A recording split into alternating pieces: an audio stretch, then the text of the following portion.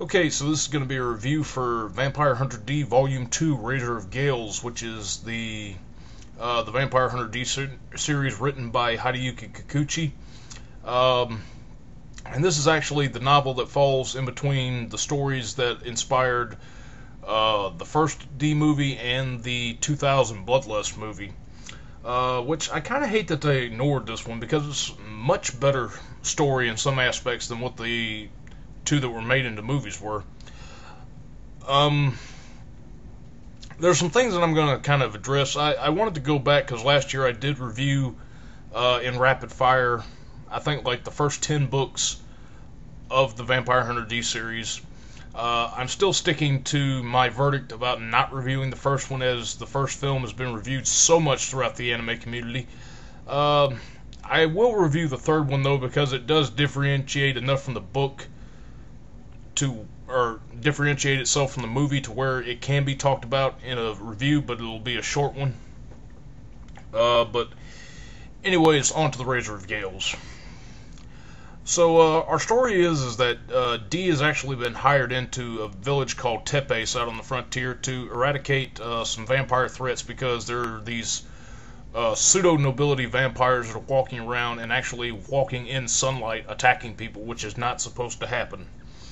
And gets called in there to investigate. He's trying to unravel the mystery, especially concerning about why 4 children who 10 years prior to what's going on in the story went up to a bunch of ruins up in the hilltop outside of the village. I'm presuming this is an old noble castle, and actually came back a little while later. Well, 3 of them came back, and people wonder if they're responsible for the vampire threat that's come on them or not. With the subtitle of the Razor of Gales, there is one vampire in particular which is able to summon up gusts of wind and sort of just decimate a terrible attack on any opponent he faces. I'm liking these stories in particular because when Kikuchi writes them, the vampires have different abilities which range with each of their powers. Some of them can be pretty lame, kind of like what Meyer Ling was in the 3rd volume. And while this is a pretty cool power, it's not really executed as much as I would have liked it to have been. And there are these, basically the wind gusts follow him whenever he attacks, or whenever this particular vampire attacks someone. And in this, it's not really explained to my satisfaction. Normally, a lot of times, whenever I get on to critiquing the way that some of the dialogue is written, I kind of fault this on Kevin LaHaye, who translated the Japanese to the English, because he didn't want to disrupt the way that Kikuchi wrote the story. The problem is that, especially when you get into some of the action scenes that happen in here, it's a major trope with a lot of animes, particularly with Dragon Ball Z, or I could even take it to a younger show and say Berserk, for example, or not Berserk, but Bleach, where characters will stand around, they'll discuss a particular move they have, execute it, and then we have more exposition explaining about why this move worked the way that it did, which is kind of an annoyance I have when I watch regular anime, but I can kind of sidetrack it. In a book, however, I like things explained, but I don't want it taking up an additional 2 pages explaining why a particular move worked, and this is kind of something that I fault the translator with and not the author, who in his native language is pretty much the way that works.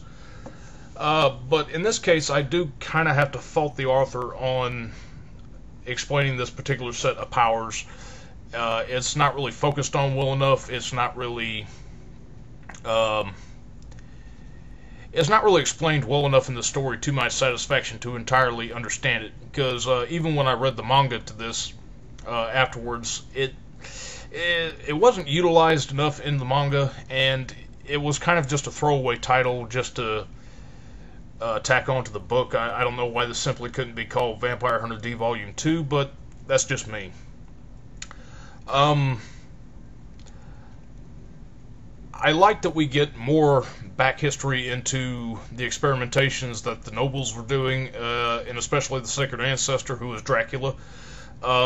Anybody reading this has to be a complete and utter idiot not to get that when anytime that they start the name of the sacred ancestor off, who is also Dee's father, and they keep going and it's Dracula. I mean, I don't get what's so hard to understand about that. The author is at least self-aware of this, and it's just kind of like his running gag, which I can put up with fine. But when I actually had somebody not know who I loaned this book to and not actually know who the author was talking about, I'm like, geez, come on, how could you not have seen that? But the story itself is good. We have this secondary character who's introduced in this, named Lena, who also happens to be the daughter of the village mayor, and sort of the pseudo sidekick, borderline romantic interest for Dee, who is in this, and she's also kind of in a particular program to where she is a particular student who's selected by a program to be able to go to the frontier capital, and you get to study whatever subject of your choice to benefit your village. And it's kind of one of these rare programs to where, you know, if you're not in a particular trade in the sort of Western, or the American Western town set of the 1800s, or you're not into monster hunting or something like that, you're a student who gets to go and explore science. And that's kind of a cool concept to have in here, and especially when the whole town is against her for the vampiric nature that she may or may not possess. It's kind of an interesting subtext. We get ideas explored in here about why particular things work against the vampires and how they don't. Why vampires in this cannot stand water, why they can't stand sunlight, why they need to drink blood, which are kind of explained in idealized expositions in between Dee and Lena, which they actually do. The author actually does a good job in exploring these aspects and trying making them sort of the pseudo-scientific ways to explain why something works in this world, and he actually does pretty good with the conversations. This is one time that I actually don't mind when we're not having an action scene or having some type of conflict in between our protagonist and our antagonist. It is actually pretty interesting, and actually further develops Lena's character as we go along, which is fine with me. I like this. When we get to the actual conflict itself with the vampires,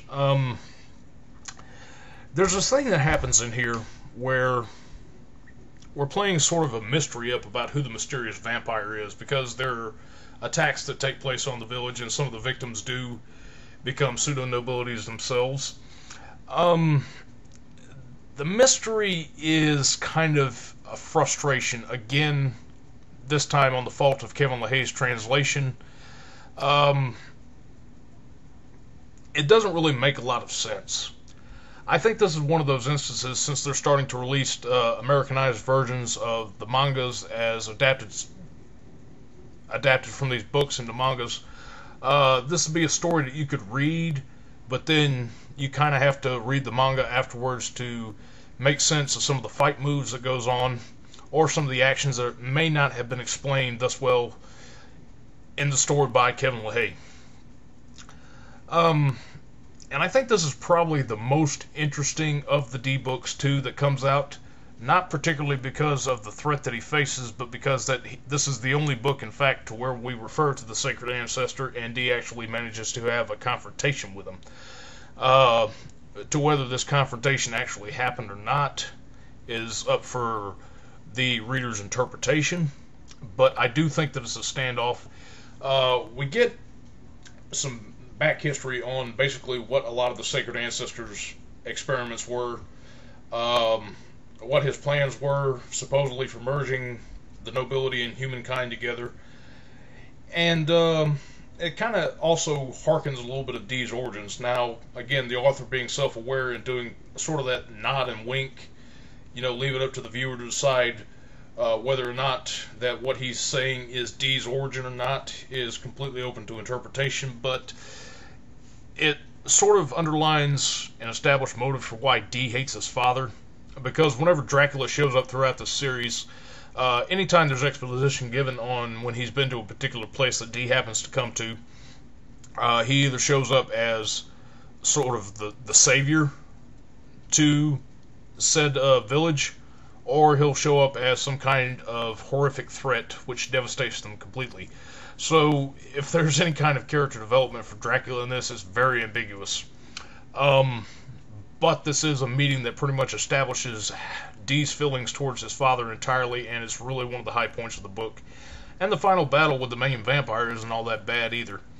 There's a lot of good stuff in this, and I've kind of lagged on for about 11 minutes of it, but this is a really good story. If you enjoyed the first Vampire Hunter D movie and the second one, and you kind of were curious about exploring some more of Dee's world, come on and check this out, because it's actually pretty good.